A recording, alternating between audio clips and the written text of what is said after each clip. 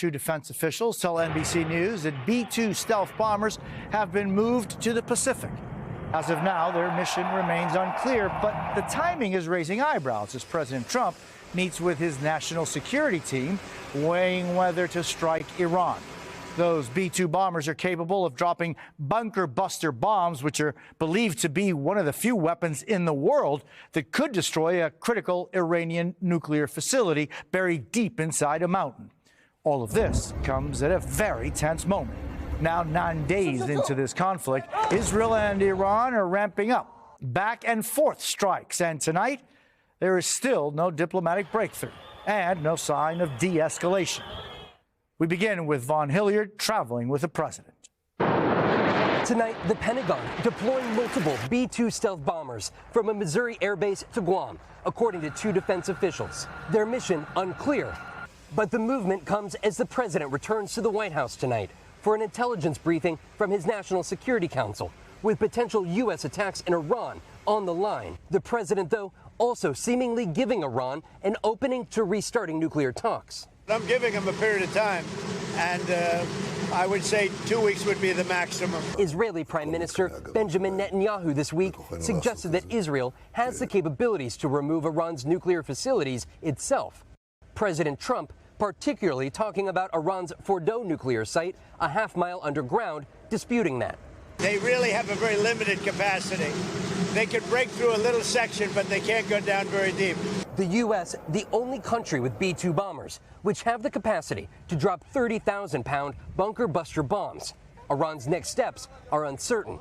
While U.S. intelligence says that Iran has quickly amassed large stockpiles of highly enriched uranium in the last months, there is still questionable intelligence about just how close Iran could be to building a nuclear weapon. The IC continues to assess that Iran is not building a nuclear weapon. Your intelligence community has said they have no evidence that they are at this point. Well, then my intelligence community is wrong.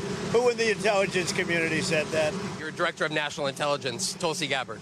She's wrong. The Democratic ranking member on the Senate Intelligence Committee this week also saying the White House has not provided Congress with such intelligence.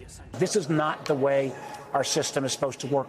Tonight, despite the threats, a line of communication between the U.S. and Iran remains open. Vaughn Hillyard, NBC News, Washington.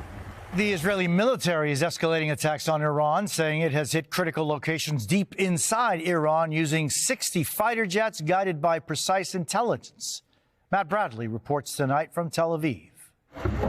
Tonight, Israel's attacks on Iran continue. I was hurled against the wall, said this Tehran resident. When I woke up, I was covered in blood. Iran's Ministry of Health said more than 400 people have been killed in more than a week of Israeli strikes, most of them civilians. Israel's military said it struck a nuclear enrichment facility at Isfahan for the second time. We targeted again with a deeper blow, said Israel's military spokesman. The IDF also said it killed 3 Iranian senior commanders and then tonight conducted a strike deep in Iran, taking out 3 F-14 fighter jets. But Iran is still hitting back. A volley of missiles and drones set off alarms late last night. One drone breached Israel's air defenses, striking an apartment building in northern Israel. Others, as shown in this video, intercepted this morning and blown out of the sky. Despite a week of Iranian bombardments, Israel's fatalities have held steady at 24 for several days.